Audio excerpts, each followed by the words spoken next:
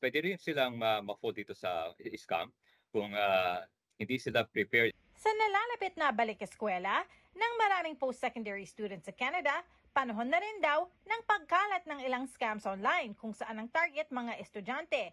Ayon sa Better Business Bureau o BBB, isa raw sa mga ito ang rental scam. Kapagka nagre-rely sila sa social media and, they don't do their due diligence to search for a reliable housing or room, ito yung isang malaking pagkakamali ng isang estudyante. Dagdag ng BBB, pinopost ng mga manluloko ang mga pekeng larawan ng isang rental unit o bahay na malapit sa eskwelahan at humihingi ng deposit. Para maiwasang maging biktima nito, siguraduhin daw na makikita ang kwarto sa personal bago lumagda sa isang rental contract. Bukod dito, isa pang scam na kailangan daw alamin, peking credit card application scams na marami raw na bibiktima sa gitna ng nagtataasang presyo ng mga bilihin.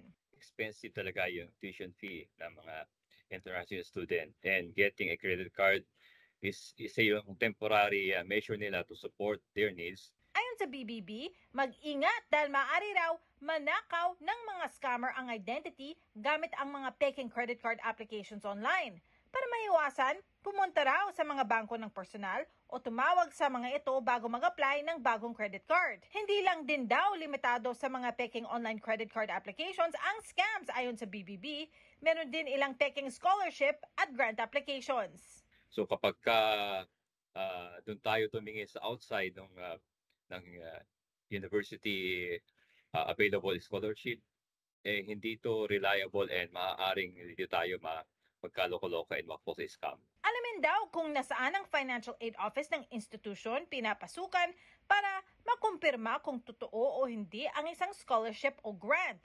Sa mga estudyanteng naghahanap ng mga sagot sa exams o homework online, hindi raw magandang idea ang mandaya dahil maaaring gamitin itong pang ma-blackmail ng mga scammer ayon sa BBB. Well, there are so many available mobile or social applications that students are focused or attracted to get the previous exam results just to pass the exam or just to prepare a report. But in reality, it is not a group practice, and they could be in trouble in the future because if ever, for example, they buy a previous report, they could violate the plagiarism. Sa datos na inilabas ng BBB, mga estudyante edad 18 hanggang 24 daw ang pinaka nabiktima ng scams ngayon taon. Teresa Pereira, Omni News, Vancouver.